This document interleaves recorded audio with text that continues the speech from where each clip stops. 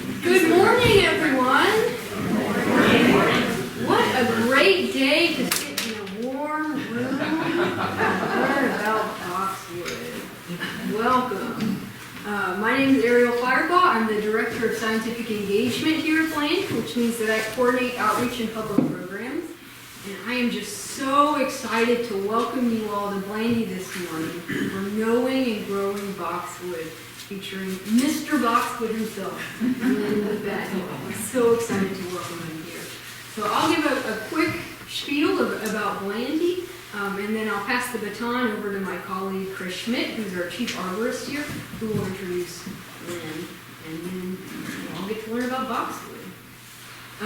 So just a quick show of hands. Is anyone here visiting Blandy for the first time today? Welcome.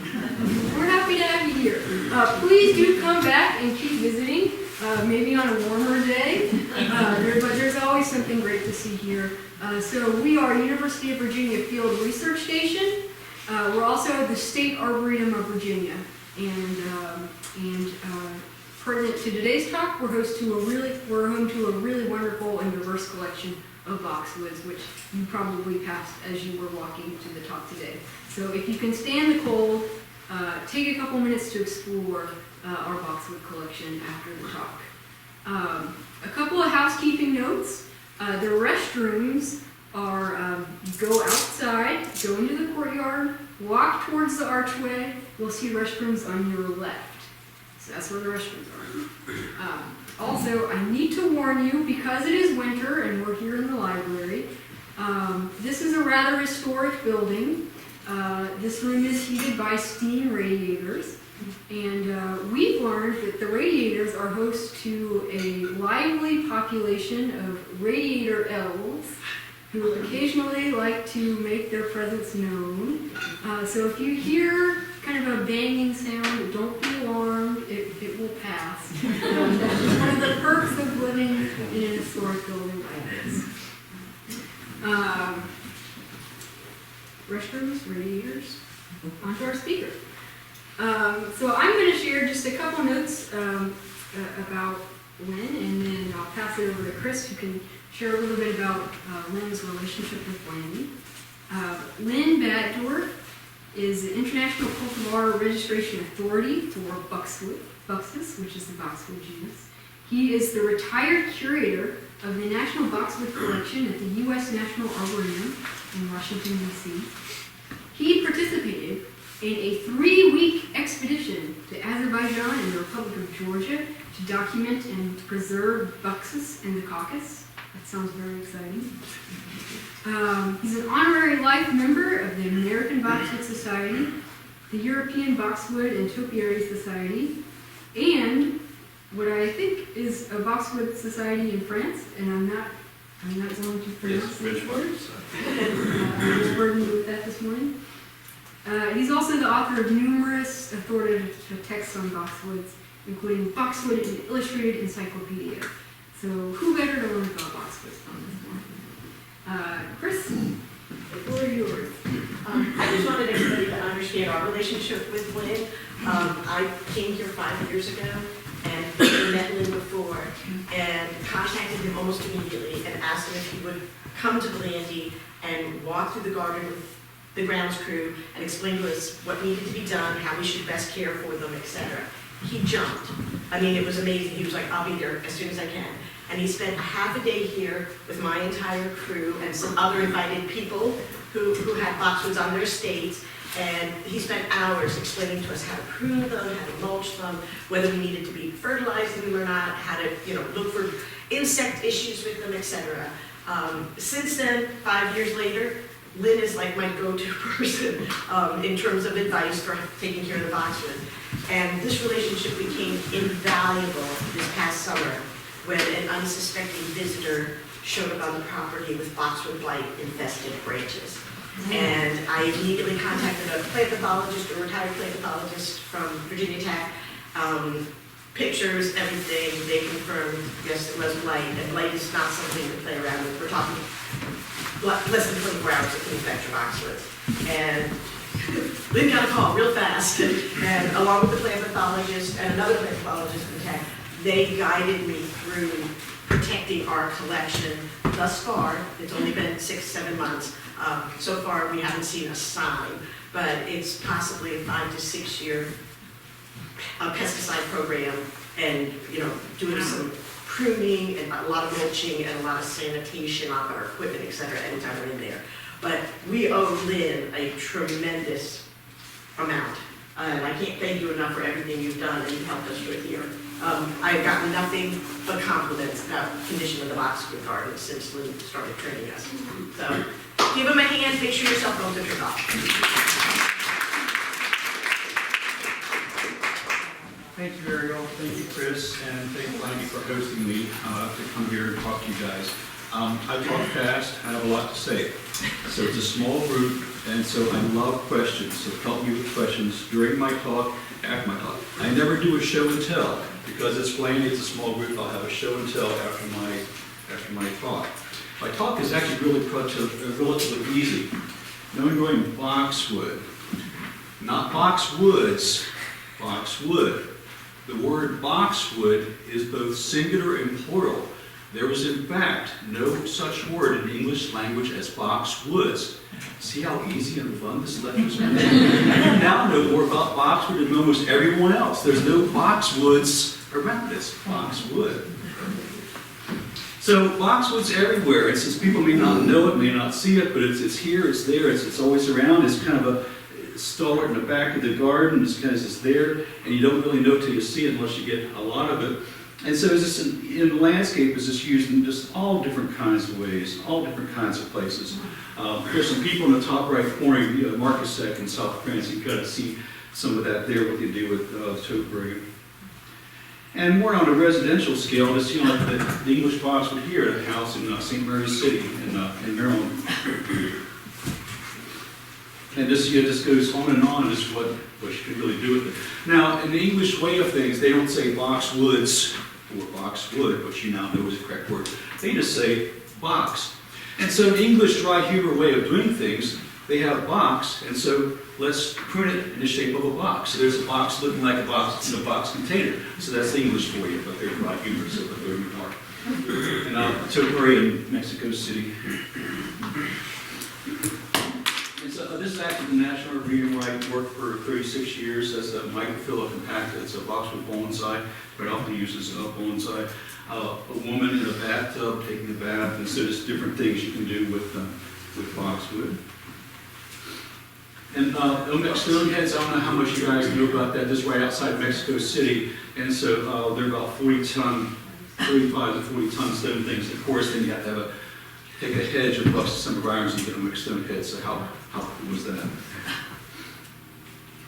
And you're going to see boxwood everywhere. Just, and you may not know it in residential and commercial areas in most major cities, pretty much everywhere. Live plants, and if you can't do a live plant, well, plastic boxwood work okay too. They don't get insects and diseases, and you don't have to prune them. So, but boxwood's around in a lot of places. Now, what's really cool, I'm going to spend a minute here, is this is 2023. 100 years ago this year, in 1923, Dr. Samuel Recker at Yale University School of Forestry did a monograph on the wood of boxwood wood. I, of course, have a copy. And this is one of the big secrets about boxwood, is specific gravity of boxwood averages 1.027, so it varies from 0.85 to 1.13. In English, it sinks in water. There's less than 100 woods that have a specific gravity greater than 1. That's 70-some, 80-some, depending upon who you want to listen to. And so boxwood is in the small fraternity of plants that has a specific gravity greater than 1. So what that means is it's a very, very hard-wooded plant. And that's why you can do things with it. And I'll talk about that for commercial reasons, artistic reasons. Also, it can withstand droughts, diseases, tax returns, cold weather, all kinds of things that go through because of this. People forget this, people don't know this, and this is why boxwood, I've worked with boxwood 375 years old, still alive, doing well. It's a very, very long live plant because of the specific gravity of the plant. People don't give this enough credit. It's really a big deal. Boxwood does everything slowly. It does that because of specific gravity, so that's why it lives for a long time. So what you do or fail to do to it now can affect the plant 5, 10, 30 years down the road. And so, but it does it very slowly. The reason is because of stick gravity boxwood wood. Very, very important. And so box has been used for a long time. This was discovered only a few years ago, 3 or 4 years ago, a boxwood stick which was used in Italy to make furrows to plant the seed. Now they used boxwood wood because they, back then, 171,000 years ago, knew there was a hard wood. So by keep making the furrows for their seeds, they wouldn't wear out as fast as oak, spruce, pine, other much softer woods. I mean, imagine using oak, which is soft wood compared to boxwood. So yeah, you go to what you have that's the best, and the best is boxwood. So, so because of the wood, actually, Republic of Georgia and the Caucasus, I'll show you the distribution of boxwood in a bit, but this was on the west coast of the Republic of Georgia back in the 1920s. These are trunks of boxwood, sempervirens, Buxus polarica, which are being harvested to make things. And I have some things to show you, not the most dramatic ones. And so boxwood was used to make things. Why use boxwood to make things? This is before computers, this is before metals, things are made out of wood. Why boxwood? Why was boxwood so important? It goes back to specific gravity boxwood, 1.027 on average. And so you had artificial horizons, sextants, all kinds of measuring instruments exposed to elements. When it's cold, things contract. When it's wet, things expand. So you get like expansion, contraction. If you're trying to measure something, if this wood expands or contracts, you're going to get a false reading. Well, back in the day, precise measurements, artificial horizons, you're going across the Atlantic Ocean, really a sailboat. Well, that can be the difference between life and death. You want to have a precise measurement. So boxwood wood was used for that. And so it goes beyond the economic use, and so it gets quite artistic too. This is the size of a large grapefruit, and it opens. Actually, it's 2 different pieces of boxwood, and so it was joined there, and so actually in layers. And so this one is about that high. And so it gets more dramatic than that too. I was involved with this a couple years ago, which is why I'll explain this later. This is a single piece of boxwood. It's about that high, and this rosary, and this the knife handle made of boxwood wood. And as the detail you can get on something like that is really incredible because, again, the boxwood wood is really hard and really dense. The detail you get by a gifted craftsman can do a lot of really interesting things. But boxwood has other uses too, and so this is going under renovation right now, so they took all the statuary down, but Joel Katrine is a friend of mine. He's the head gardener at Versailles, and so you got the monastery, which is closed because the baths don't work, the water doesn't fall, and the pool doesn't work. But what's there that catches your attention is the boxwood. And the question is, well, why have boxwood surrounding the baths of Apollo? Why the big deal? Why not holly? Why not something else? Why boxwood? Anyone want to venture a guess? Because it goes back to 13th century, 14th century Eastern Europe, Dark Ages. Town Wiseman, town elder responsible for his tribe of 200 people, 500 people, agrarian society. Food, fiber, building materials, clothes, everything came from plants. And so mysteriously, some people would get sick or they would die for no reason at all, because everyone was always fighting for the best bottomland until they grew more crops, but this wasn't that. If they wouldn't get wounded and fighting for the best bottomland, it was get sick and die. And so being the town wise and the town elder, you're kind of charged with the health and welfare of your tribe, and what's the deal, what's going on here? Well, all educated people at the time got together, conferred, and agreed evil spirits responsible for this. I mean, you see going on, so today we would call it malnutrition, malaria, chickenpox, and so on, but that was a real threat. The evil spirits were harming and killing your citizenry, so how can you keep the population up? Well, the threat's been identified as evil spirits, and so then how do you control this evil spirits? And so they started examining the woods, and so agrarian society, again, just always around plants all the time, so evil spirit must be lurking in plants. So you go through the process of elimination and say, well, evil spirits exist in all plants or some plant. They started looking at the woods of plants. Well, woods of different plants float all day long. Again, as I mentioned earlier, there's only 70 or some 80 some woods that will sink in water. Boxwood's one of them. So boxwood easily distinguished itself from its peers back in the 13th, 14th century as being a hard-wooded plant. This becomes important because you have to understand evil spirits are these lazy things anyway. They're not going to take the time and trouble of boring a hardwood or boxwood wood to come and pounce on you when you walk by and inflict you with whatever scourge they have. No, they would go with softer woods first, spruce, pine, oak, but not boxwood. So every plant had to serve a function. So boxwood was planted around houses as a medicinal plant to protect infiltration of evil spirits into the home. And that's why you fast forward to our colonial period, and people have forgotten that story, but you fast forward to our colonial period, and the landowners, the wealthy people, would have a boxwood shrub by the front door, maybe a hedge around the house. The question begs, why did they do that? Well, it goes back to tradition, which had been forgotten. It's all about evil spirits. They would do it, and just, back in our colonial period, like, oh, they're wealthy. They have a 6-foot hedge of boxwood, because again, does the plant serve a purpose? No, it's strictly ornamental. Well, if you could grow a plant strictly for ornamental purposes, you are indeed a rich person. And so it was kind of a status symbol back in the day. And so it served a function as deterring evil spirits. So I can give Blandy a certificate being free and clear of evil spirits with the Boxwood Collection. If you have a boxwood around your house, I can do the same thing. Evil spirits probably won't bother you. And so that thought kind of gets carried over to all kinds of things, a little more contemporary. Winston Churchill, his grave site in England, there's covered with boxwood.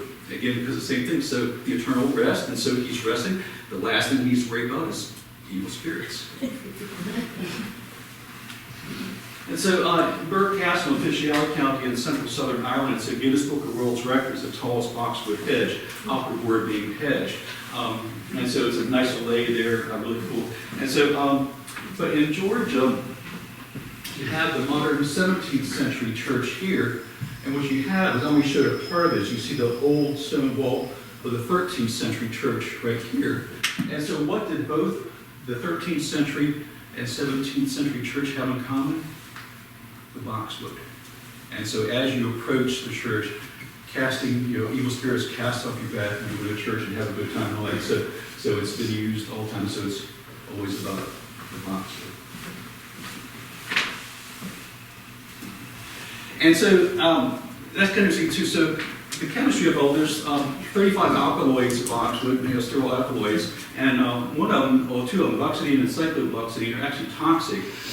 The young stems, that is the first, second, third year wood, and the leaves have buxodine and cyclobuxodine, and 1.5 pounds of that will kill, if they would eat it, a full-grown horse or a full-grown cow. Critters don't eat it, and deer won't eat it because they know those alkaloids are there, and so they won't eat or browse on boxwood where deer habitat are because they know it'll kill them. And so you get anything on the internet. So years ago I got this, which is Buxus sempervirens pills by a pharmaceutical company in Canada. They make no claims but say that you should take 3 pills a day. They don't say what it does or anything else. And so you can get it on the internet. And so I guarantee you, if you consume this whole bottle in about a week, you wouldn't be here. But there you are. Watch out for the internet. So the animals know it, but pharmaceutical companies don't.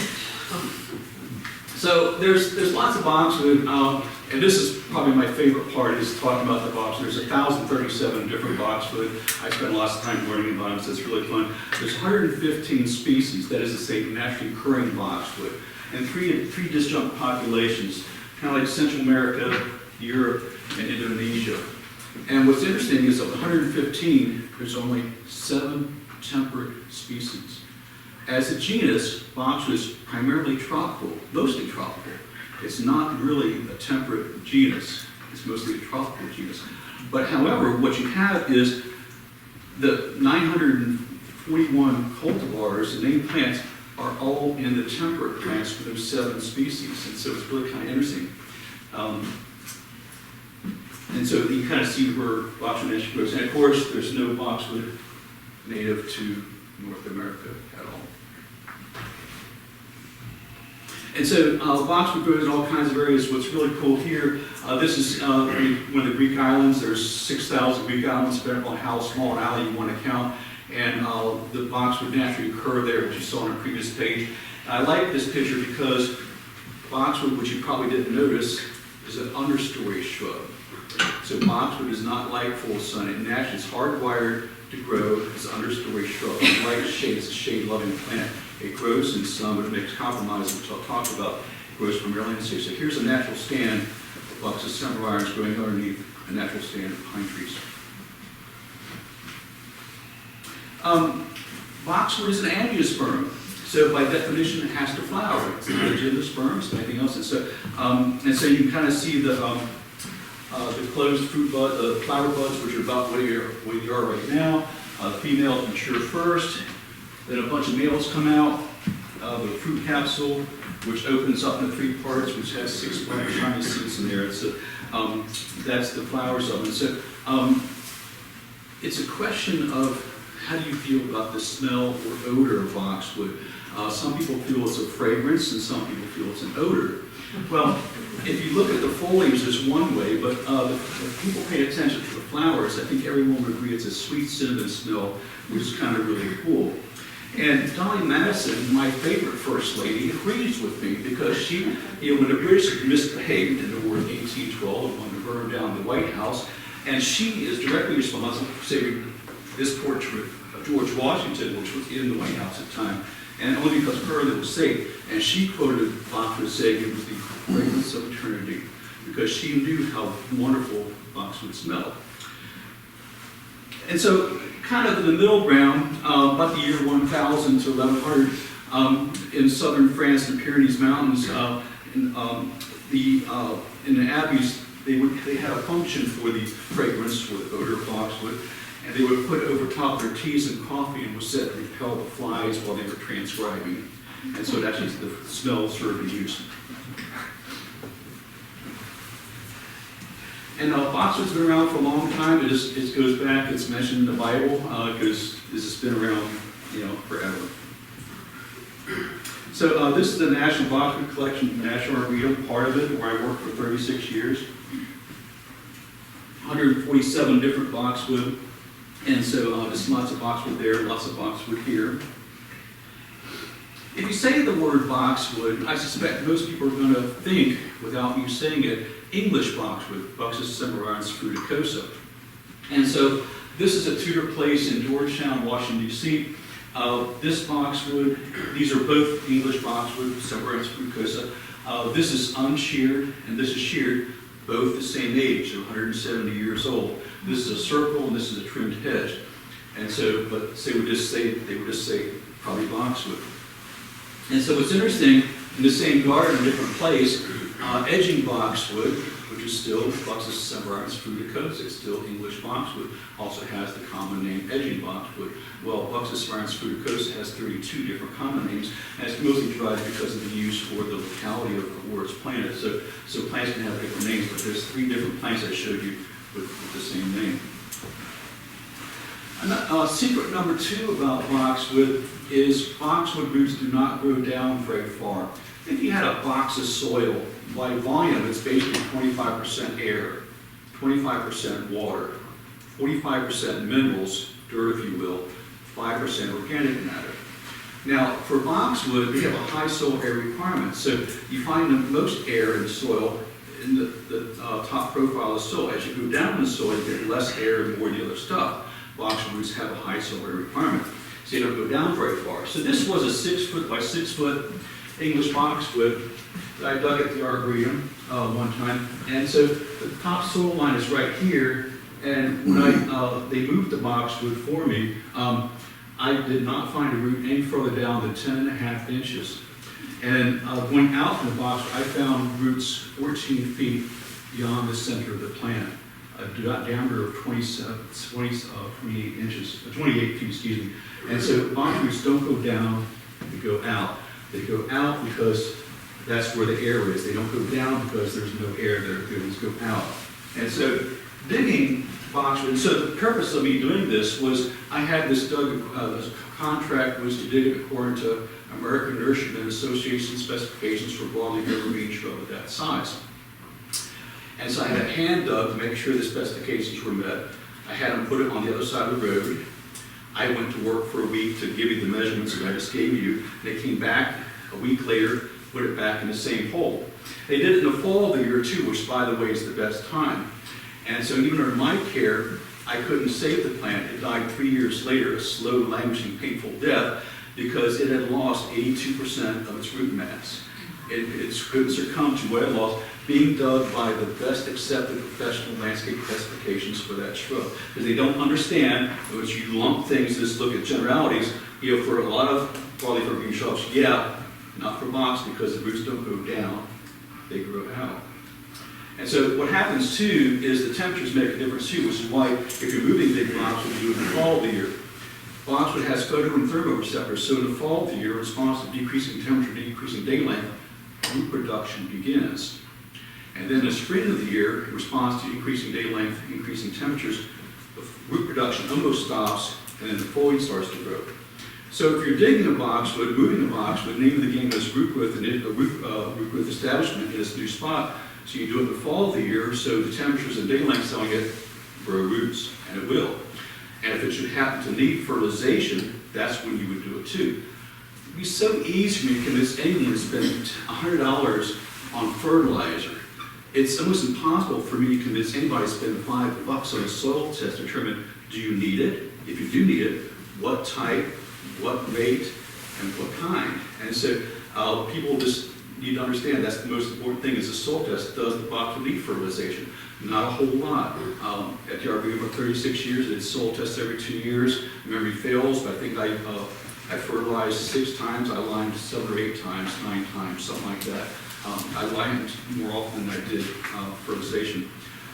Like lime, if it needs fertilization, you apply it in the fall of the year. It stimulates the root growth, and so in the spring of the year, in response to the increased fertilization, you get the appropriate amount of foliage growth because you now have a larger, healthier root system. It sounds paradoxical because people go along in the spring of the year and they fertilize their boxwood and they go, well, Lynn, I fertilized in March, April, May. I got bigger leaves. They were bigger. They were darker green. Well, of course they were. You now have a boxwood with 100 leaves, 110 leaves, but you only have 70 or 80 roots. You don't have the root system capacity to support all that new growth. The plant looks big and beautiful and wonderful, all the new growth. You just created a stressed plant, encouraging all kinds of insects, disease, and other problems. It looks great, but you just started to go down the wrong road because you fertilized in the spring of the year. And so kind of a dramatic example of the root system. So, federal employee can do kind of fun things like the contract is dig a boxwood, come back and we put it back in the same hole, your tax dollars at work. And so I had another company just come and just take some boxwood with a crane and just lift it up out of the ground. And so these were not on a hard pan, but it shows, and so a lot of roots were torn and ripped and all that, but you can see basically a pancake-shaped root ball. These were Buxus Cimarron's pyramidalis. They were 14, 15 feet tall. At the base, they were 8 or 9 feet across, kind of pyramidal boxwood. And I just had them just pull them up. And so, purpose taking the picture, I cut them off, about waist high. And so you can kind of see how the roots are on, I guess, 3 of them there. So the roots do not go down, they go out. Yes? So if you were to transplant a boxwood, how wide would you need to dig around is there a rule of thumb there? Okay, question was, she wants to transplant a boxwood, and is there a rule of thumb for how big the ball should be? The ball should be at least as wide as the drip line. So the drip line is the outermost branches where the water drips off, the rainwater drips off those branches. That's called the drip line. It's that area, the root ball should be at least that wide. Every millimeter beyond that just guarantees the acceptance and health of the plant even better. And of course, the fall is the best time to do it. October being the best season month for this area. And that's how you would do it. And of course, then what you would do too is make sure the soil pH is absolutely spot on, which is 6.8 to 7.5. I think you guys have a relatively high soil, high pH in this area. So I'm not going to talk about propagation too much, but there's one I always thought was really interesting. Was I read about it and couldn't figure it out because everyone knows about cuttings and seeds and layers and all that kind of stuff. But I was, when I was young and was hearing about people dividing boxwood, I'm going, really? Dividing boxwood? Well, you have to go back to the Baroque or Elizabethan period of Europe, and so people would have these parterres. They would have the edging boxwood along the edge of their parterres, and you would have a 50-acre garden that would get this point is I'd have to have a 60-acre garden, and then someone else built a 70-acre garden. This is always about having more plants all the time. And so what they would do is they would have little boxwood plants along the edge of the beds, hence edging boxwood. And so you would always want to have a fine edge, and so what they would do is they would take a shovel and just dig the edge and take that little bit of soil and put it on top of the boxwood plant. Well, eventually what happens is soil gets deeper and deeper and starts covering the boxwood stems. Well, a stem, if it's light and exposed to air, it's going to grow leaves. That same stem, if it's dark and wet, it's going to callus and grow roots. And so what happens is where there used to be leaves, now roots start to grow. And so what happens then is then the boxwood aren't starting to look so good, so they go in there with a shovel this way to the hedge, and they divide the boxwood to make more boxwood. And so the boxwood, which can live 300, 400 years old, because you now know about the Pacific gravity boxwood wood, they only kept them in the parterres for 3 to 4, 5, 6 years, no more. Because labor was the cheapest commodity. Shovel and all that was dear, expensive, but labor was the cheapest commodity. And so it was nothing for me as a whatever, and I had my boxwood parterre, and I would have an army of people just dividing the boxwood. And so I would redo it every 4, 5 to 10 years, and so I would replace the boxwood and make a new garden. They never stayed that long. And that's the problem today, is because now it's role reversal. Now labor is very, very expensive. Tools, materials are very, very cheap. So a boxwood hedge, that's boxwood along a garden, was never meant to be in a cultivated situation in one place very long. And so now people shear it and expect it to live more than 10 years, imagine that. And so, but they're trying to replicate what was being done way back when. No, they're not really faithfully replicating it because they don't understand the division aspects of it, because they were never meant and never would stay long, because labor was not a concern back then. It is now. And so the change in that has made a change with how it's maintained. I'll come back to the hedging a little bit more. But first I want to talk about pests. And so this is, you kind of see some bumps there.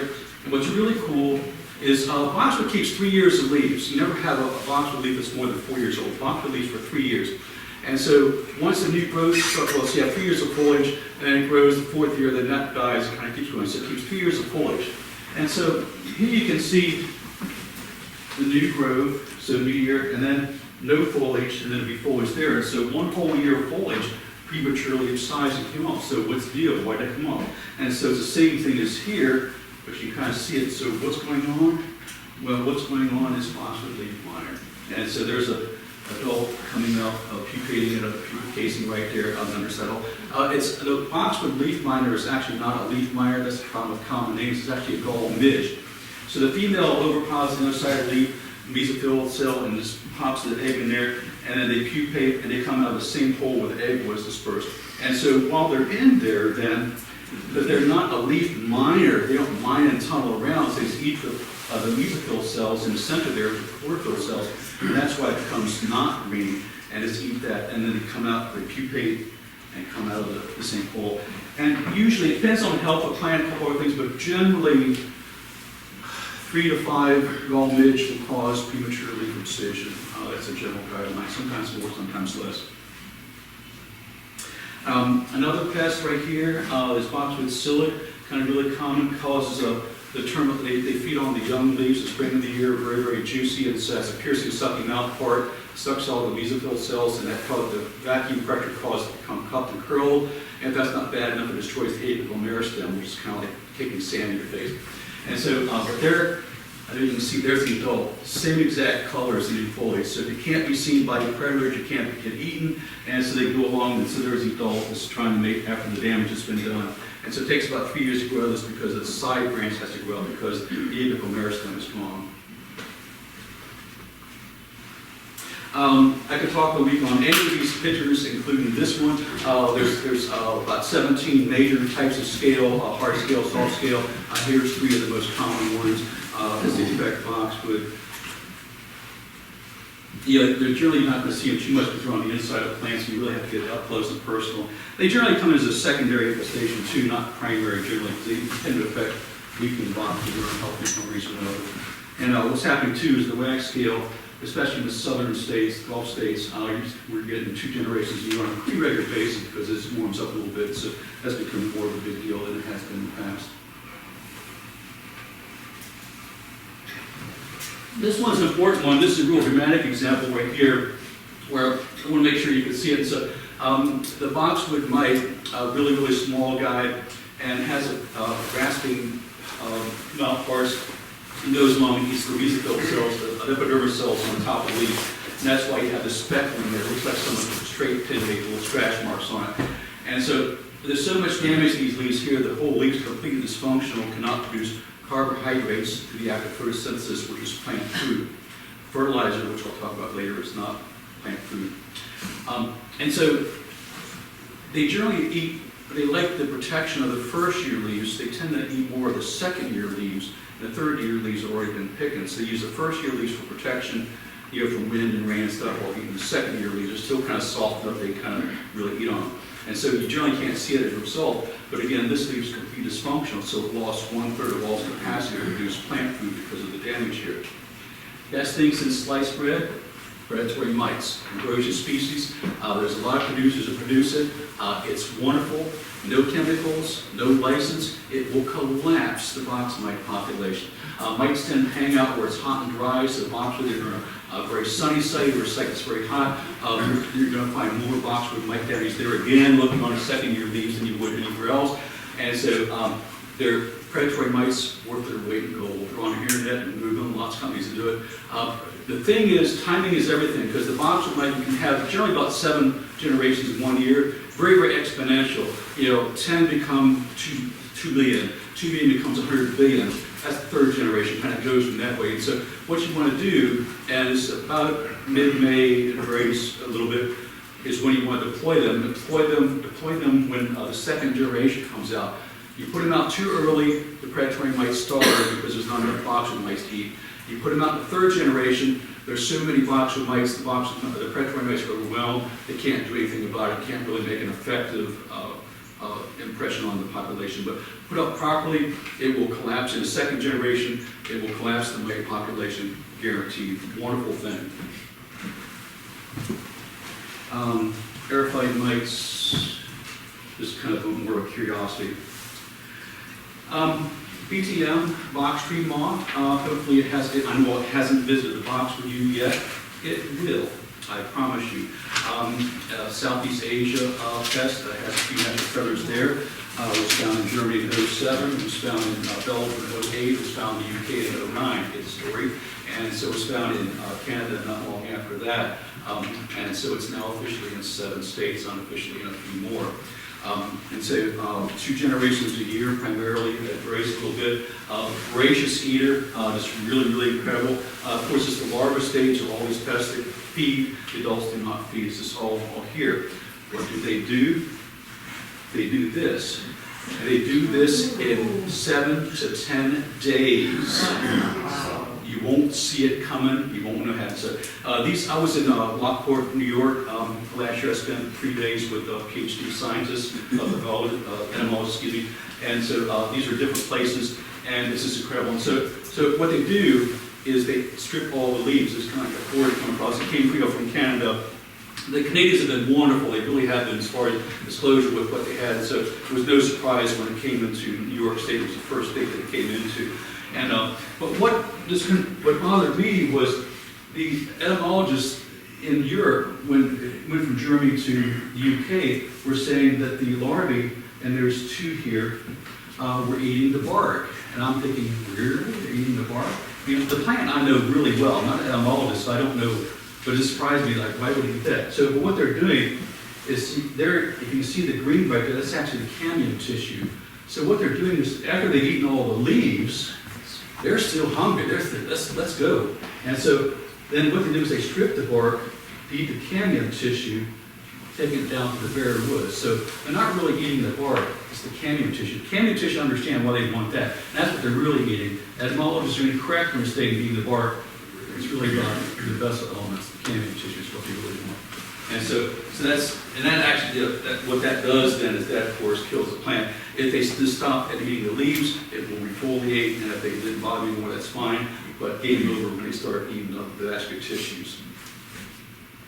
And there we are. So you see, it's officially, it's a 2021 in 7 states. They didn't do an update yet for 2020. They're still gathering information, so I'll have that maybe by the end of the month, probably in March sometime. Have an official determination of what other states it might be in. And so, why? So this makes sense because of our friends in the North. I do mean friends in the North. But what doesn't make sense is this. And so you can thank International Trucking for that. Question in the back. Do you have a recommendation for how to deal with this?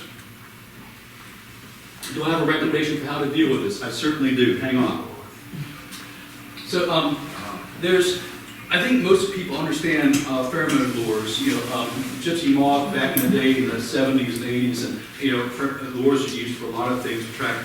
But I'm not sure how many are familiar with mating disruption tools. So think of it as a really heavy-duty pheromone lure. I'm talking BTM strictly at this point. Dr. Greg Simmons in Southern California, USDA entomologist, found that a 3 milligram lure, which is huge, is a sexual disruptant. And so this kind of wafers in the air. And so when the adults are going around, the females on the box are just kind of waiting, and the males going around looking. And so the wind carries the smell of this sex hormone, and so the males can't find the female, and ergo fail to mate, and so there's no next generation. So what you do, and so Greg Simmons did a lab test last year with 4 contiguous plots in Southern California. It worked there. And so we're actually going to field test it in Lockport, New York this May, and I'll be up there for that to see how it works, if we can collapse the population of BTM using these mating disruption tools that Greg Simmons came up with. Again, it's a huge 3 milligram lure, and so we think that's what's going to work. And so that coupled with BT, I think you all know BT, the variety K, Oxentis, will, we believe, in lab conditions last year, did collapse the population of box tree moth. So in lab conditions, but they were field plots actually, worked. And so we're going to try it in a residential area in Lockport, New York, which is just east of the Niagara Falls, but not very much. And the homeowners have been wonderful with us there, really wonderful. And we're going to see how it works there. But the mating disruption with BTK, we believe is going to work, and that's we're field testing it this year. And so we've been getting some nice grants from the USDA and actually some international work too to work with this pest. And so before you become aware of it, it's possible you might have the answer. Back in the day, when the BT, when box tree moth was in Europe, the Europeans weren't even worried about box blight. They couldn't care less because they say, at least it won't kill all of our plants. This will. Almost. There's always an exception. And that's what's really fun.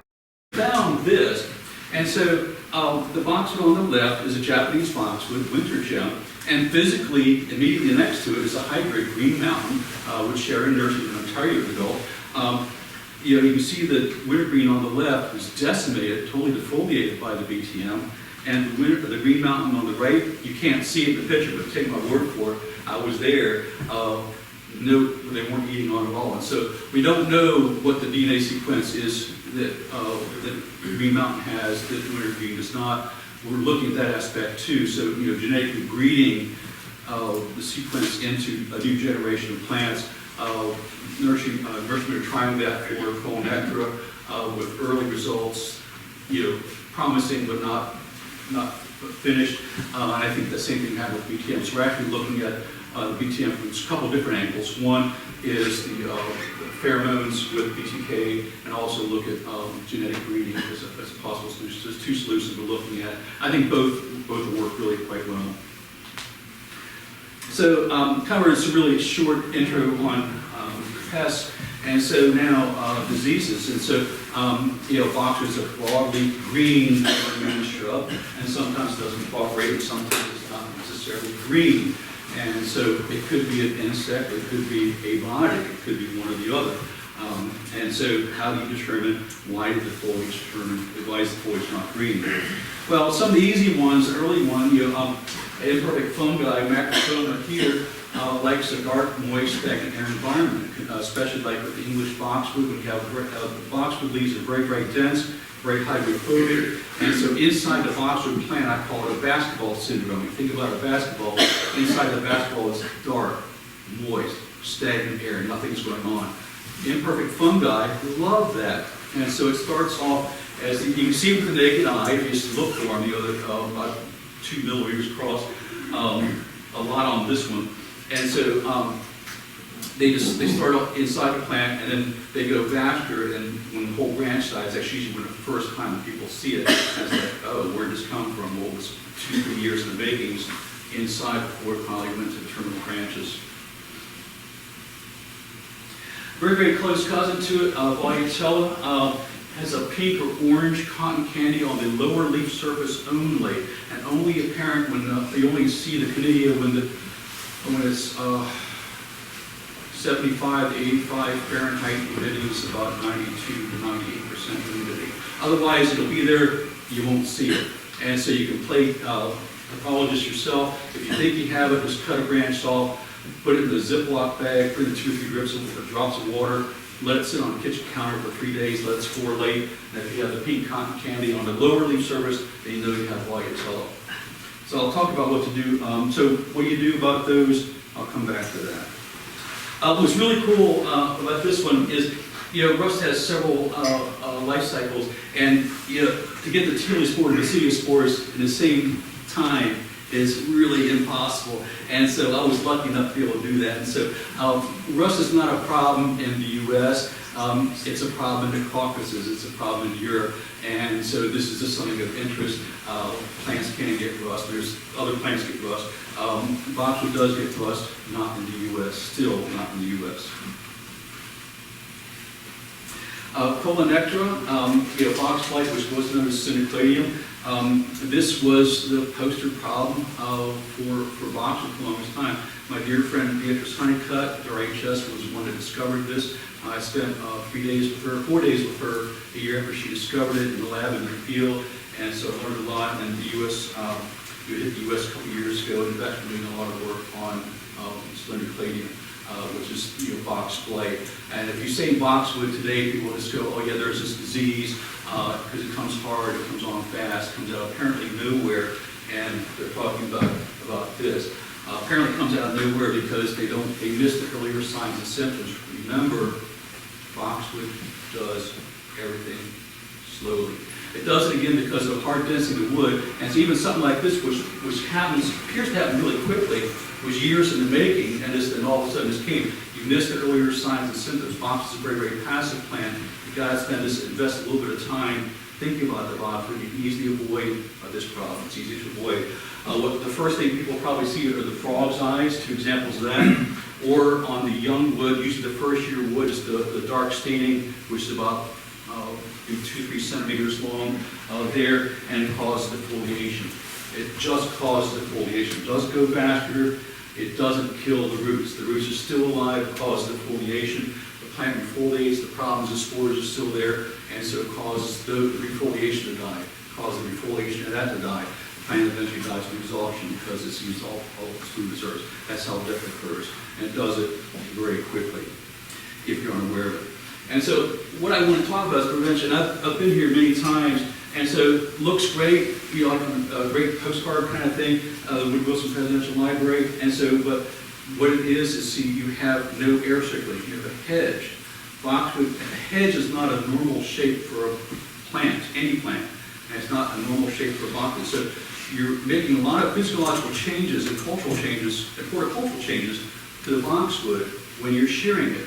And so one is you're creating dense terminal foliage, not giving the air and light circulation, which is the catalyst for macrophylla, Volucella, Slendercladium. And so when Slendercladium hits, it does it very quickly, and this in 10 days, there you are, we're taking them all out. So officially, you know, it's been around since 2011. It's been in the States since 2005. We can't document it, but officially 2011 in New England. And it spread to those states and white Oregon. Oregon is actually one of the largest producers of boxwood in the United States, and so I'm no surprise about there. And of course, when it's the wet, constantly being wet all the time, it was a catalyst for full nectar and all these other diseases too. And so it spread to pretty much most boxwood areas. I mean, there's boxwood in the green states, but not so much. But you know, pretty much any state that's not green has a lot of boxwood, and so it's no surprise it's there. And so again, we're looking at several things, and unfortunately, the poster child. One thing is susceptibility, genetic susceptibility, and the poster child is being the most susceptible, probably the two most common ones. English boxwood is the poster child, is the most susceptible to full nectar. You say full nectar, and probably just get it by the virtue of saying it. And then the Justin Browers, which is now a Central Virus, it's not a Korean boxwood, going down to some really, really tough as nails resistant boxwood. And so the USDA, so we're looking at the genetic makeup, and so we looked at 197, I think, box, and decided and ranked them to most susceptible, least susceptible. And so we did that by doing a key. And so what this poster does is it explains the relationship of all the boxwood with all the other boxwood. So if you know this box was resistant to it, what boxwood has nearly the same genetic makeup? And so we can actually breed in box blight resistance to cultivars by that way. And so that's the purpose of this, which I'm actually kind of working on now. And so the relationships, the genetic relationships of one box to the next can determine that if they're going to be a good candidate for box blight resistance. So that's kind of a really fun thing to do. But there's something anyone can do, and that's raise the skirt. Dr. Chen Hung at Hampton Roads did a wonderful two-year study 3 or 4 years ago, and showed. So what happens is, full nectar is an opportunistic disease, and so it's laying on the soil surface primarily. There's exceptions I'll get into, and so the rain comes, hits the spore, laying on the ground. That energy ricochets up onto the plant. It's a proven fact that it enters the stomata on the underside of the leaf on the lower foliage, and does that because of the action of the rainwater splashing up onto it. So this is English boxwood, the most susceptible boxwood to full nectar. It's 12 feet tall. It's a hedge, and so, but see, it has no foliage at the bottom, 4 to 6 inches to the ground, and so that's why these boxwood are still healthy and don't have full nectar, because there's no bottom foliage and it's mulched. And so by keeping the foliage up off the ground and by mulching, it deflects the rainwater, and you don't get the splash where the spores ricochet up in the boxwood, begins the infestation and affecting the boxwood. Simple cultural things. And these are what I was talking about the earlier preventive things. Suppose it's waking up one day, all of a sudden, if you bring the newspaper, the boxwood is gone green to toast. Well, preventive maintenance. Even the McCann parking lot needs periodic maintenance. I would argue even a really hard, tough as nails plant, boxwood, needs periodic maintenance too. Just being aware of this can keep even English boxwood alive and unaffected by box blight. So you said you do mulch, right? Yes. And what kind of mulch is best? Question is, was said that I use multiple kind of mulch is best. Shred hardwood bark mulch has a single carbon bond, so it decomposes really quickly. Pine bark mulch is a double carbon bond. It doesn't decompose, doesn't have the mass, the weight that the shredded hardwood bark does. They both behave very differently. Pine bark also, because it is so light, tends to wash and blow. Shredded hardwood bark will not. And so because there's a single carbon bond in the shredded hardwood bark mulch, it decomposes, adding and maintaining that 5% organic matter. Remember one of the 4 things I told you about in soil. You want to keep that 3 to 5% in there. So shredded hardwood bark mulch is my personal favorite. What about leaf mulch? What about leaf mulch? Leaf mulch is decomposed will work, but not undecomposed. You know, so you just can't take the fall leaves and just put there, because that'll create a really pretty nasty berry. You don't want to go there. But if it's a compost, yes. Anyway, so I'm a member of the Box Blight Insight Group, and so it's a 4-year study. We're halfway through it, and we're doing all kinds of cool things to mitigate boxblade. Because people are aware of boxblade, and so it is really a big deal. And so the two threats of boxwood are BTM, which I talked about, and full nextry of boxblade. And so boxblade is being a tougher thing to deal with, but we made unbelievable progress when it was first discovered in Europe a long time ago. So it's actually really kind of cool, really exciting. And again, I'm an optimist, but knowing what I'm knowing, because again, it goes back to the specific gravity and the density of the wood, as far as I know boxwood can and will survive these two threats. Boxwood's been around forever, and it's only had to deal with these, and so not a big deal. People don't worry about this anymore, Phytophthora. You're just going to find it. It's a soil-borne disease, and so just poor soils, heavy soils, clay soils, standing water, that kind of thing is predisposed to it, and that's where you're going to get that. There's, I don't know, 12 or 15 different nematodes, spiral and root knot lesion nematodes, other species. And so what they do, so the plant is supposed to lethargic, because it's always going to be a whole plant. The leaves are getting smaller, the ear noses are getting longer, the leaves aren't the same size, and so but it's the whole plant, keeping the whole plant. And so what they do is the nematodes eat the foliage, and so when it eats there, it causes it to branch, and so that's why you have all this branching here, but you have no really root hairs or other secondary, tertiary roots coming out. And so this result, the feeding damage from nematodes in this particular one. Another real casual one here is black pigwort, and so the hole is the size of a coat hanger, and so it affects older boxwood, and you're going to see it generally from the knee down or from the waist down on the plant, and it's going to be older boxwood. It's never going to be above your waist certainly, and it may be as high as knee, but it's going to be this older boxwood. And so it was really cool that I could get the frass around here, we had dug in there, and so just the fungus just caused this kind of state. And so what happens is, what the plant looks like, which I don't have a picture to show you, is so here's a branch near the ground, usually kind of horizontal, or almost horizontal, going out, and that one branch will be brown. Everything else is still green and live. Then look for the shotgun holes. You get about the thickness of a coat hanger. Older boxwood, holes can be between knee and waist high. I mentioned shearing hedges briefly in the past, and so I just want to spend a minute here. And so when you shear boxwood, you fractionalize the leaves, cut in halves, quarters, and thirds, which creates a problem. And the years of doing that is every time you shear, you create this candelabra effect. So when you cut a branch, it becomes this, which becomes this, and it kind of goes on and on. So you get incredibly dense, abnormally dense branching, and normally dense foliage in here.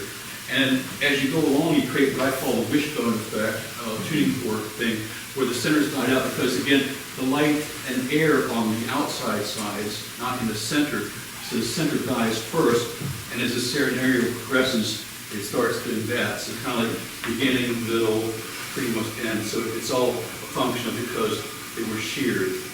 And they were sheared, and what shearing does too is it does this, it fractionalizes leaves, and this creates a really bad situation and encourages other advanced branching.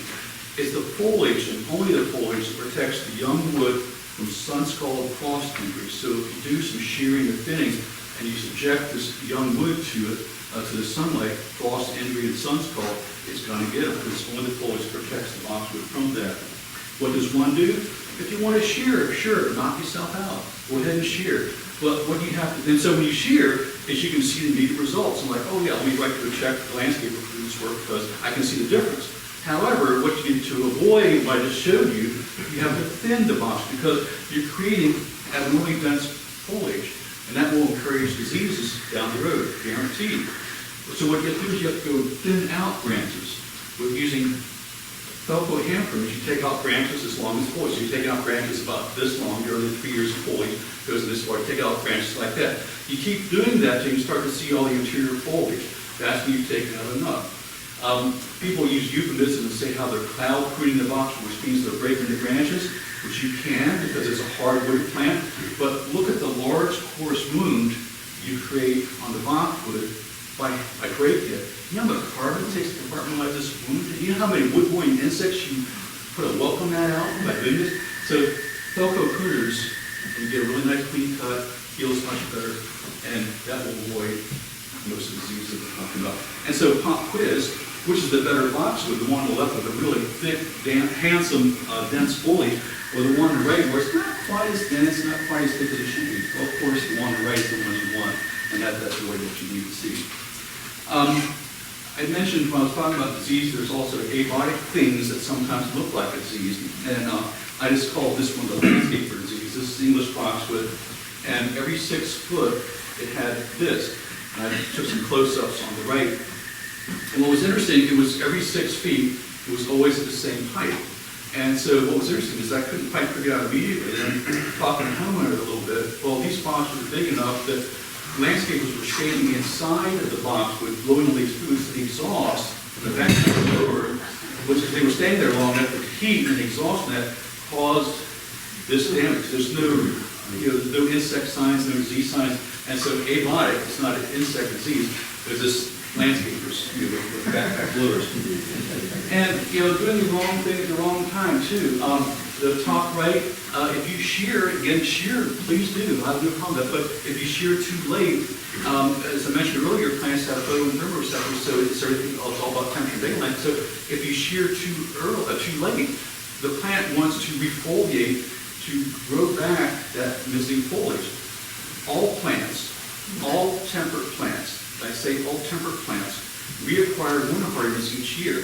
So they go through 3 distinct phases to reacquire the winter hardiness. So if you have a second flush of growth because you shear too late, it doesn't have a chance to reacquire that winter hardiness. So only the new growth dies, not the main foliage. And so the blame on the weather, blame on the plant can't stand up for itself, it can't talk. No, it's because you sheared too late in the season and it grew second flush foliage. And of course, then really my fun one is people fertilize in the spring of the year. And so fertilize early in the spring of the year, well, some is good, more is better. And so they fertilize, it was early March, and so the flower buds are forming in March, they open in April. And so stimulated by fertilization, it came early, it came fast, frost wasn't done, so all new growth died right there, and it's like a wet handkerchief. And so you see the new growth, which grew out later after that, all the original new growth, which shouldn't have been there then, was killed because it was fertilized at the wrong time. Well, people would say it was frost damage. No, it wasn't frost damage. You shouldn't have been fertilizing your boxwood in the spring of the year. Excuse me, you say early fall, early spring. What are we talking about? Early, you should not shear, thank you. You should not shear your boxwood after August. Not shear after August 15, not shear your box after that. That will encourage a second flush of growth. It won't have a chance to be a lot of winter parts. Early spring, you should not fertilize your box at all in spring. And so, but this person fertilized the boxwood was early March. I don't remember the exact date, and that caused the early foliage to grow because the plant had to push because it's so fertilized. So when can you cut? When can you cut? Good question, and that would be between the time the new growth comes out, which it emerges in April, so May on to August 15. Question in the back. So, what, I think you just answered my question. So should the pruning or thinning be done between May and August? Oh, thank you. No, my mistake. The thinning should be done in October. October, November is the best time to do the thinning, which is a great thing. Please thin your boxwood. Shearing is usually what most people do, and that's a much a different kind of window. But the thing, because in the thinning, the reason it's different is because you could be taking off, I don't know, 20%, 30%, not 3%, over 20% of the foliage, and that could cause refoliation. But by doing it in mid-late October, it won't refoliate because it's getting too late in the season, and because you're doing deeper cuts too, and so that won't cause a second flush of growth. That's a great question. So my boxwoods I had them installed about 2 years ago. So where would I go to learn about the best maintenance for them so we don't have problems with that? Good question, long answer. I can talk to you separately, and my cards are up here if anyone wants more information later. Even something as benign as water can cause problems too. And so the leaves are hydrophobic, which I mentioned, and so there could be a film on there. The sun comes out, acts like a magnifying glass, burns the foliage. pH is important. In wood ash of Buxus semiraris is 56% calcium oxide. It's an alkali-loving plant, so the best pH for soil for boxwood is between 6.8 and 7.5. Really important. These two other examples, which looks like manganese deficiency and phosphorus deficiency, are in fact the soil was not deficient in those. The soil pH was way too low, and so it looks like it's deficient in those, but the pH being low, the plant can't absorb it. It looks like nutrient deficiency was actually the pH was too low. Herbicide damage can be lots of different things, whether it's drift, or the most obvious one, so it makes the leaves look different. Again, it almost could look like a disease. It's not. The most dramatic one, the third one, is the bottom right one, which is at the bottom of the plant, and that was a direct spray of a herbicide, which can be confused with this, which is dogs, male dogs, and doing the same kind of thing, and so it gets a little tricky there. And so, I guess both these pictures look really good. These are both in England somewhere, and so, wanting having small gardens, wanting straight edges and stuff, and so, but they both have lots of problems. One on the left, the boxwood roots cannot grow to the right because there's this brick stem, there's the bricks there. They can't grow to the left because there's perennials. They can't grow up and down because there's other boxwood. So it's actually in a really confined situation. Because remember the pancake-shaped root ball? The boxwood can't do it here.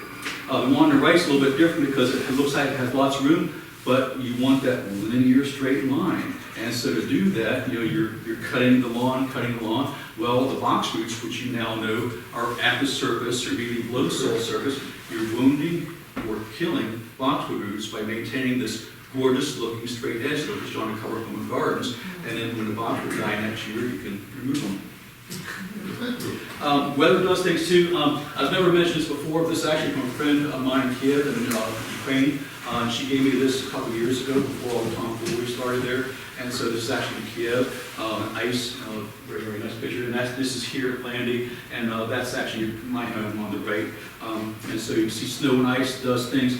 Do nothing when it snows and ice. Do not try to remove it. The wood is already hard and dense. The cold makes it even more brittle. So to go in there, we're educated people when you want to sweep up with the room to remove the snow and ice. But again, that movement can cause the cannon tissue to crack and break. Don't do it.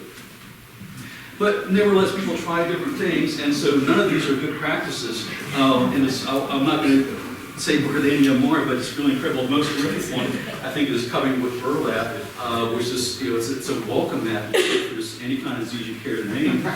Very, very prestigious place, and so, but there you are, some things people do, and none of these are appropriate. So people miss some of the more fundamental ways to care for box, trying to invent ways that wouldn't be necessary if you did everything else, the minimum care that they do need. Chris and I were talking about this earlier, as Ariel, I forget who, we're talking about bark splitting, and so this box was placed where there's lots of sun during the winter, in the afternoon, and so the bark is dark, and so the radiant heat goes in there, the vessel elements kind of get going, the sucrose solution gets up in there, which is mostly water. Water is the only element in the world that expands when it freezes, and so you have a sunny day like today, and if it stays, and so it's warming up the plants, and if it went down to like 15 degrees tonight, that'll cause the bark to burst off there. And so it's not the plant's fault. It's not the plant's fault. They planted it in the wrong spot. And crossing barks. I never believed it, so when I was reading it, but the chickadees and all kinds of small birds will actually eat. They can actually hear the gall midge of the boxwood leaf miner, and it's true. And this is my picture, and so the birds can hear the gall midge in between the upper and lower leaf areas, and they peck away the leaf to get to the gall midge, eat the gall midge. And so, problem solved. You have no more boxwood leaf miners, but it's either way you look at it to leaf. And then there's other birds that'll chip away at the bark. Now they're a little more clever, and what they'll do is they'll just peck at the bark, and they'll fly away, wait for the sap start to flow, which encourages other insects, and they come back and just prey on all the insects in there. So that's kind of really cool. But at the boxwood expense for hosting other critters, and just lichen and so There's 1,037 boxwood. I see I have plenty of time to talk about all of them. And so here's kind of a baker's dozen, Buxus polarica. The leaf is generally about like this. And it's largely hardy, but really, really cool plant. You can see the people there. This is actually in Georgia, the country. And so you kind of see how big that is. It's really, really cool. Buxus Blandy is a different species. This is Chinese species here. And so really, really long leaf and this really, really cool plant. It only has one cultivar, and the cultivar is called Richard. And so in the bottom right picture, you can see the really obtuse apex of kind of a heart-shaped leaf, which is really cool. So not that hardy, but a really, really cool plant. Another species again, microphylla. Microphylla means small leaf, and so this is green pillow. You can kind of see that. So really good dwarf plant, so you don't have to shear it and stay small, it doesn't get big. It maxes out about 2 feet tall and about 3 feet across, and I'm talking 80 to 150 years to achieve that. Another microphylla. Do you remember GIMP when you were a kid, playing with GIMP? Okay, if you think about GIMP and kind of twisted, that's what the leaves look like on curly box. It's kind of cool. The same kind of texture and the kind of gnarly, hard thing of GIMP back is what the leaves look like here too. It defies description as far as the habit of the plant. You pick your constant JKL shape. It really is kind of a free-form plant. So really, really different than the typical formal box would have something like this. So again, the prolapse is really kind of a full cultivar inside the microphylla. A Japanese boxwood, unraveled, relatively new in the sense that it came out, I guess, 15, 20 years ago. And so this is J.C. Ralston in North Carolina. So really, really cool boxwood. Really, really draping kind of thing too. Winter gem, which is actually here at Blandy. I was looking at it this morning, and so you can see it there. Carl Linnaeus in 1753 wrote the Species Planetarium, and so what he did was he used Clifford's herbarium material for a lot of his material. And so when he was describing Buxus sempervirens, he went to Clifford's herbarium and used 6 specimens. This is one of the 6 specimens he used to describe Buxus sempervirens 300 years ago. So how cool was that? There's the variegated boxwood. Elegantissima is perhaps one of the more popular ones, but don't stop there. There's all kinds of variegated boxwood. On the left is actually here, Grand Blandy, and the D-Runk is actually right outside my store. The thing about D-Runk is that's a single-stemmed specimen. In the nursery trade, they grow as a multi-stemmed. Most unfortunate, really unfortunate. Because it's a multi-stem plant, it'll do the same thing Grand Blandy will, it'll fall out with age. This single-stemmed D-Runk on the right is a single stem. I've never touched it. I've never had to do anything to it, and I never will because it's a single-stem plant. That's how it's supposed to grow, that's how it should grow. The nursery trade doesn't do it. Really, really cool one here. There is such a thing as a ground cover boxwood. This is at the National Arboretum. Buxus prostrata. So, how cool is that? And that's no smokes and mirrors. That's a plant doing it all by itself. And so, isn't that a sweetheart? It is real cool. Rosemarifolia. It looks almost like rosemary leaves. I can't keep it growing here, but a friend in Seattle keeps sending me one every couple of years. And it's a really, really small leaf, kind of really cool. But what's really cool is on the right, that's the usually the wood, the first, second, third year wood is green and square shaped or box shaped. That's why the plant's called boxwood, because the wood is box shaped on the young wood, first, second, third year wood. And then the 4th year becomes round to ground and stays round to ground. But sometimes for some cultivars, there's a transition between the 3rd and 5th years. And so the rosemarifolia here on the right has what I call tiger stripes. You kind of went up and down a stem as it goes from that square green shape to a round brown shape. So kind of just a fun thing to do. English boxwood. Batdorf Valley was collected in Yugoslavia, what was Yugoslavia, in the 1920s by Dr. Edgar Anderson, who was looking for cold hardy boxwood. He certainly found it in Batdorf Valley, which was really a really cool boxwood. And again, that picture here also is at Blandy. And they do different things too. And so the picture on the left, you can really see, if you look at it, you see the stem is really dramatically square shaped, box shaped in the cross section, and just internal leaves and just different cultivars, just of interest. It is in literature that boxwood has exfoliating bark. There was the other thing I had never seen, like dividing boxwood, never seen, and never read it in literature, from botanists in the late 1800s, early 1900s. And I go, really? And so when I was in Georgia, we found it, and so really cool. And so that's a box of simple irons for the exfoliating bark. And so forget the wonderful dark green foliage. I mean, look how handsome that bark is. I mean, you gotta love it. It's this really cool plant. Korean boxwood, again, as I mentioned, it's basically a tropical genera, and so cold hardiness is kind of a really unusual thing for boxwood. And so as a group, the Korean boxwood, Seneca bryans is the most cold hardy, and wintergreen is maybe the quintessential example of cold hardiness in any boxwood. Hybrids, this was, John Baldwin. There's actually two plants. This is a Dawes Arboretum in Ohio. There's actually two plants there. It's really kind of cool. If you look close, you can see the mite damage on the right.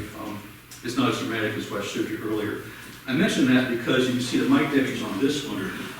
And so breeders are in the U.S. and in Belgium are looking for genetic resistance to colonectin, which I mentioned earlier, and they're achieving success there. It's always those 2 steps forward, 1 step back thing. Well, SB108, got an unusual cultivar name, SB108 did achieve some more resistance to colonectra. However, it's incredibly susceptible to mites, which people won't tell you. I was talking to someone earlier about this, why boxwood? Well, in 2019, which is the last records we have, there was 13 million shrubs sold with a value of $140 million. So it's a big deal crop, which is why the USDA has invested millions of dollars into colonectin resistance, which is why they signed a $1 million grant for ETM, trying to save that because it is an important crop in the landscape, on the wholesale, retail level, let alone what it does to whole gardens. It's been in states for a long time. And kind of part of that too is the Boxwood Society has been very involved, of course, in trying to help us. They have the journal, they have all kinds of books, and so the Boxwood Society, American Boxwood Society is a really good resource too for different things. Because when the day's done, there's a lot of different ways to look at boxwood. You can look at it this way, you can look at it that way. But boxwood is a very, very beautiful thing. Question? My husband wanted me to ask about the orange colored leaves, because we have some of those. Do you know what that's from? The question was asked, what are the orange leaves? What's the deal there? Well, remember I said they keep 3 years of leaves. And so what happens is when the 4th year grows, the leaves die, and so they usually go through orange phase. And so if they do that in May and June, that would be the cause there. However, you could also have orange leaves now, which is not from that. And so it's too much sun. So the sun is killing the chlorophyll cells, exposing the carotenoids and flavonoids, which is giving you the orange-red pigmentation. So it's too much sun, killing the chlorophyll cells. See, leaves don't change color in the fall of the year. I don't know why people think that. So the chlorophyll cells, the most ephemeral, they die first, exposing the other cells. That's kind of like sugar maple being the best example because it's all these wonderful colors. Well, there's so many chlorophyll cells, when they mask the other colors, when they die first, exposes the carotenoids and flavonoids and so on. And that's the same thing going on here. And so it's a nice sign of cultural stress. And usually it's too much sun. Could be too wet, too windy. Those are lesser causes. But too much sun is primary. Oh, sorry. One other question is, I was always told by my mother, we have a lot of box, that you need to pluck the boxwood in like early March, late February, but it sounds like what you've been saying is that's completely wrong. The question is, family wisdom said to pluck the boxwood in the spring of the year, March, April. Remember I showed you if you break them what happens, and so how it's really not a kind cut. Caesar knew the kindest cut was a sharp knife, and so you really want to use sharp velvet pruners. The other thing is understanding the physiology, and so what you're doing is not really wrong, but there's an even better way, and that's to do it in the fall. Because most people won't even do what you and your mother were doing by even thinning it, which is an important maintenance tool, really is. I would just encourage you to do it in the fall of the year. Sharp cheese and Merlot would help too when you do that. So try that. So again, your box is a really wonderful thing, beautiful thing. There's so many different ways to look at it. Here's just a few examples. Because boxwood's beautiful, but hey, people are beautiful too. There's all kinds of beautiful people in the world, and they're all going to grow beautiful boxwood because they have money in their pocket. Did you know boxwood is prominently featured on the back of the 5 and the back of the $20 bill? So if you have a 5 or a 20, you have a portrait of boxwood in your wallet. Now you name me one other plant that has as many people with a portrait of the plant in their back pocket as boxwood does. I mean, come on, it's a really cool thing. And thank you very much. Yes. Thank you very much. I'll take your questions. Yes. Quick question. Around here, does it prefer morning or afternoon sun? Around here, does it prefer morning or afternoon sun? Morning sun is preferred because it's not as hot. So I'm thinking, it's hard to think about July and August today, but the afternoon sun is more intense and hotter, more damaging to the boxes. So if you have a choice between morning and afternoon sun, morning sun is preferred. There's actually nothing wrong with morning sun. You like the eastern exposure, the northern side. The south and the west are the more exposed sides. Yes? What if in your ignorance, you planted things in full sun? Is there any way we can support them so that they will survive? So you're going to go home and maybe you're going to move every boxwood this afternoon. But failing that, you're going to just deal with what the cards are dealt. And so what can you do? Well, what you would do is plant a shade tree on the western side. Look for mites. You're going to open up the boxwood, look inside, look on the second year leaves. You're going to see the stippling scratch marks. If you have that, you have mites, and it really sucks the life out of the plant. And so predatory mites, worth their weight in gold, really wonderful. I give you more details separately. But that's, and keep the soil pH up 6.875. That's really pretty good. Boxwood is a very, very tough, low maintenance plant because the wood's so hard, and anything is negotiable except the pH and the sunlight. And so if you can't do those, then everything else becomes that much more important. So anything you do to protect those two things, anything else is negotiable. But those are the two hardest things to compromise on. Yes? I just want to make a general comment. Thank you for suggesting fall fertilization. So much goes on in the root system during fall on lots of plants, not just boxwood. So that's a great, and the soil sampling too. Yeah, the soil sampling, yeah.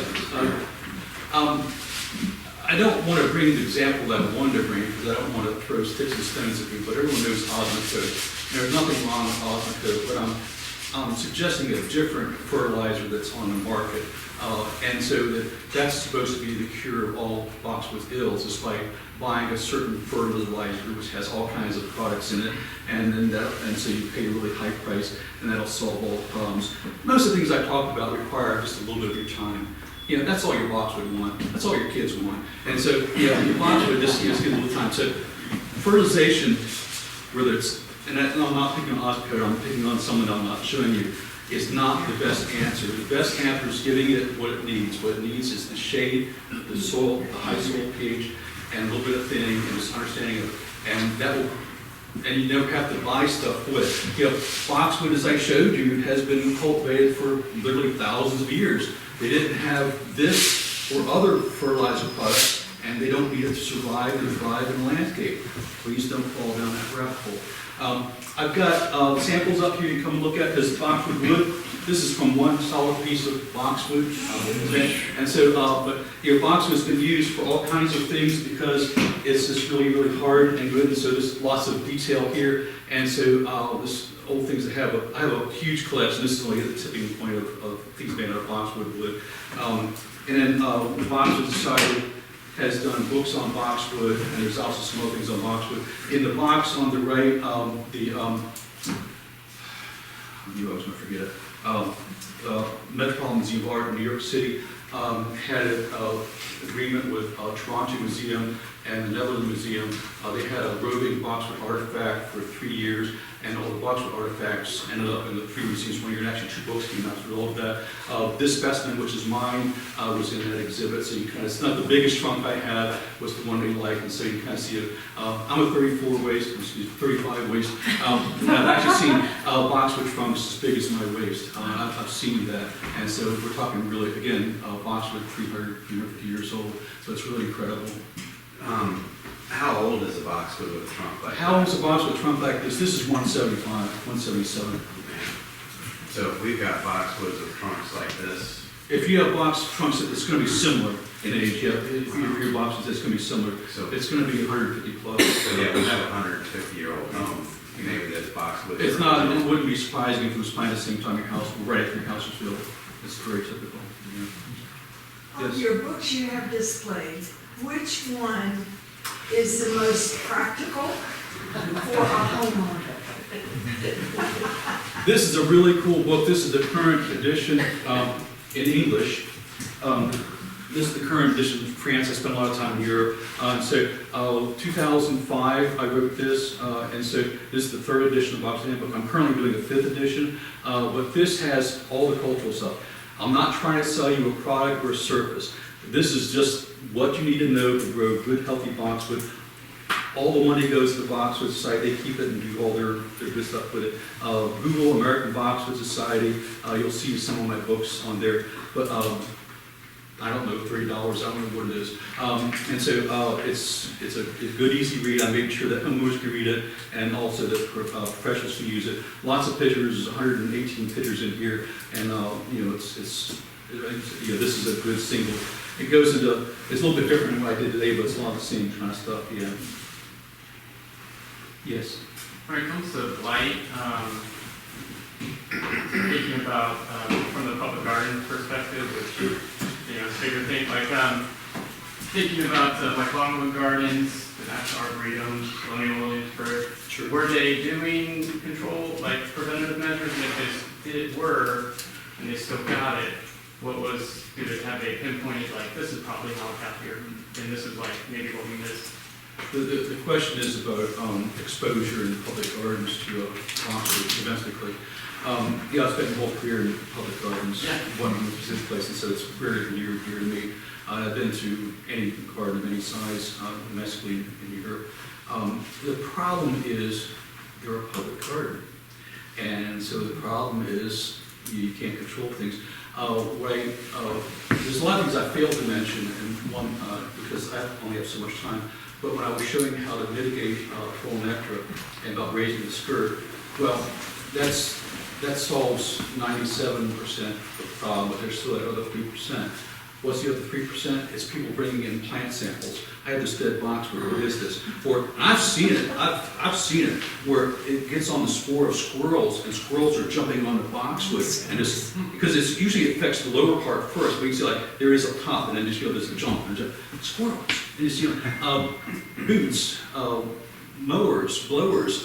I was involved with the court case as a witness, expert witness. Spray hoses, spray companies go around and spray this and that. Had cold nectar, hoses dragging on the ground where the spores are. They wind up the hose, and from place A they went to place B, unfurled it, didn't have box blight, and unfurled the hose, infected it, and house A was saying, I didn't do it. House B was saying, yes, you did do it, and so it seems like that. In a public garden, you can't control those things. And it's really heartbreaking because you want to be a public garden, and so it's awareness, and that's education. That's part of what I'm trying to do. Yes, Chris. Lynn, I actually had a plant pathologist recommend that we put disinfected baths at the entrance of Blandy. I was like, that's not going to work. Everybody can wash their boots off. Yeah, Q has it. Wolfenka and Edinburgh has it. Sarah Duke has it. There's actually domestic. There's a bunch of places that do have it, but the problem is the physical layout lends itself to that. And once people park, they can go in 360 different directions, and so unless you make a bath pool that you have to go into, that's kind of hard. So, that's a hard sell. So you can mitigate most of it. Just raising skirts, mulching avoids again, 97% of it, and that rest percent, well, that's, I hate to be callous, but that's life in this part of it. But there's some really cool work going on, to solve these two big problems with box. It's true. I know that Williamsburg imported boxwood reeds, and that's where they got infected. Yeah, the question is, the boxwood reeds, used for cuttings. There's actually companies that used to go around and do that, and so then they store them, and that's a catalyst for that. And so it's kind of like safe sex, protect yourself. And so, don't bring in boxwood, don't bring, especially like institution, use this example. So if you're going to buy this cool new boxwood cultivar because you want buckthorn and japonica unraveled, and so you put it into a quarantine area for 2 years to see if make sure it doesn't have it, that kind of thing. So you do that. But cuttings and like I said, sprayer hoses, all kinds of thinking, blue jeans, boots, all kinds of things, mower wheels, all kinds of things that bring it in. How much have you seen it on Pakistan and sweet box? They say they are susceptible to it. There's the boxwood family. The question is on other plants. The boxwood family is a small family. There's only basically three members: boxwood, Pakistan, Saracaca. There was 3 other members that were just added, really small. So as a family, boxwood's a really small family, and so people have looked at it. And so yes, on some Saracaca, sweet box, not so much. And so they're looking at it, but not as much as perhaps they ought to. I think consider just kind of focusing on the one plant. If I can't clip or shear or cut, how do I wait until the fall to raise the skirt of the boxwood? Question is, when can she raise the skirt?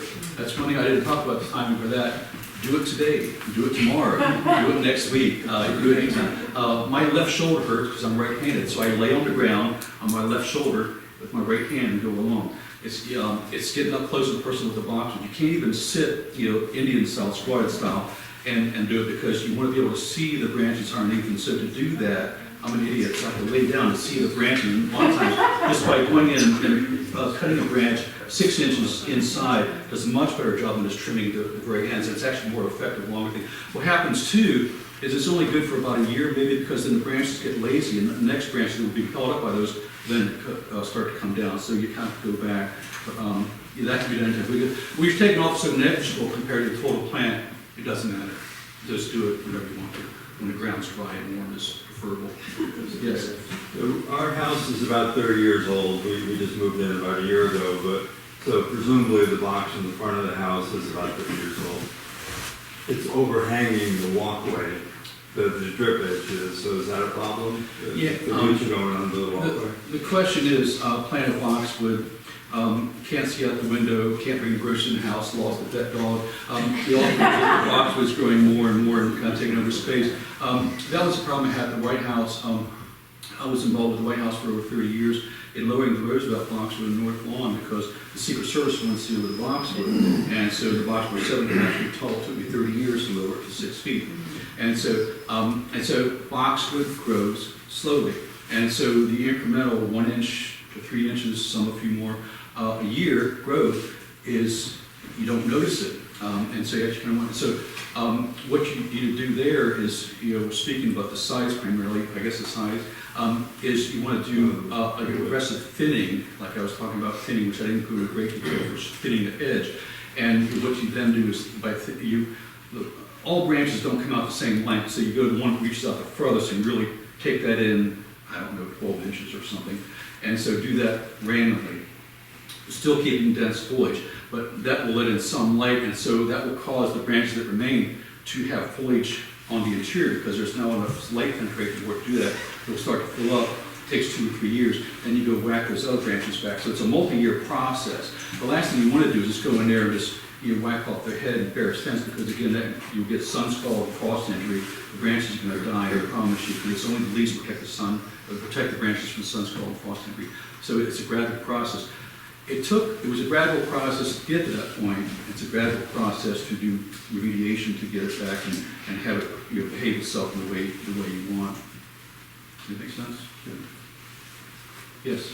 What's your feeling on keeping the root collar really exposed and then cleaning out those old leaves that tend to fall down in the middle of boxwoods? So you just asked me about the root collars and you keep that clean.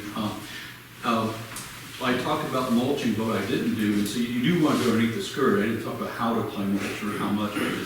You don't want the mulch to touch the bark. So ideally you want it like 2-3 inches away, because moles and voles will come forever to find you because it's great for them. And I've seen them gnarl around there, so you don't want to have the bark go in that far. And debris, the same thing. So you get it in production, and you also get it, in production nurseries where they use fertilizer. The old foliage dies inside, and so it's stuck in all the branches, and so you start getting layered branches on here. I've been to a lot of places where people bought boxwood in, and so they clean them up before they sell them. Then I've seen branches, I've seen roots this long on the inside, white as can be, because it had started to air layer into debris that was inside the foliage there. No different than if the boxwood are growing underneath a tulip tree or some other large tree, and so you have the deciduous fall, leaves falling on it, and it gets hung up and the branches inside. Going to happen. And so that too should be, and I remember the one I showed about the landscaper disease with the backpack blowers. There was a large tree there, and so they were using that to clean up the debris there to avoid kind of laying. So it encourages adventitious rooting, which you don't want, because eventually it will die, because eventually it will dry out or, poison and other. And also avoids diseases, and so you do want to not have the mulch touch the bark, and you do want to keep debris out. It's a great question, thank you. You're wonderful, thank you. Thank you very much.